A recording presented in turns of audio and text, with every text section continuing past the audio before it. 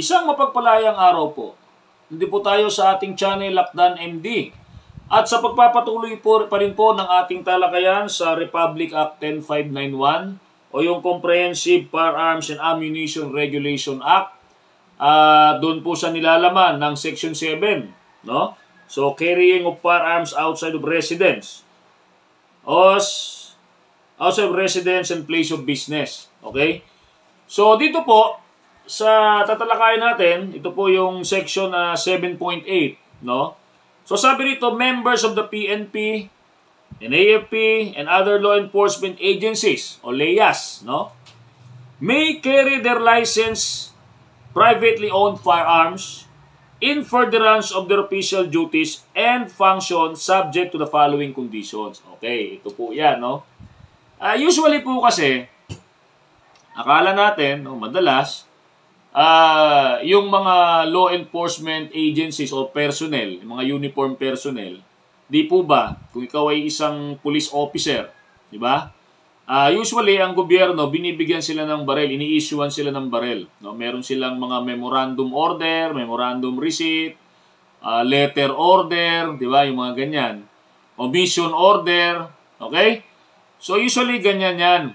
Okay, ngayon, sa part po nila, pwede rin po silang magmay-ari o bumili or mag-take possession or ownership ng baril. Okay? Ngayon po, mayroon pong kondisyon na ibinibigay din po ang batas. No? Letter A, sabi rito, yung license privately owned firearms ay pwede nilang dalhin. No? Sa trabaho rin nila, pwede rin po. No? Ito po yung kondisyon. Letter A, sabi, with license to own and possess firearms and firearm registration card. Diba? Kung sino man po yung police personnel na yan or yung law enforcement personnel na yan, dapat po meron siyang license to own and possess firearms. O yung tinatawag po na LTAP. No? And of course, dapat merong firearm registration card. Okay? So yan po yung ano dyan. No? Letter B, with valid PTC-4. No, ano ba yung PTC-4 o PTC-FOR? So, dapat valid po yun, no? Permit to carry firearm outside residence. Okay?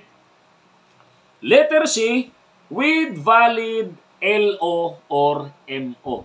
So, ano ba yung LO? Letter order. No? O kaya yung MO, mission order. Okay? So, yan po yung mga dapat na dala nila. Okay?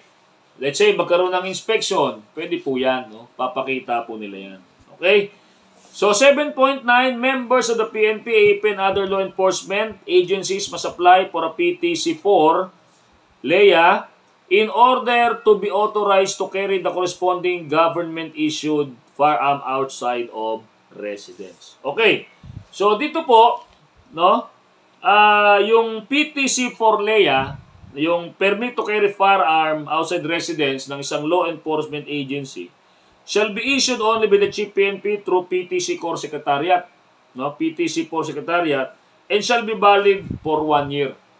No? Hindi lang natin alam kung mayroong ibang memorandum na para dyan, no? Pero ito po yung sinasaad ng batas. Okay, itong provision po rito, so mahalaga lang po ito, no? Sabi po rito, the PTC for LEA, no, yung permit to carry firearms outside residence for law enforcement agencies should always be accompanied by the corresponding memorandum receipt, MR, or yung tinatawag na acknowledgement receipt of equipment.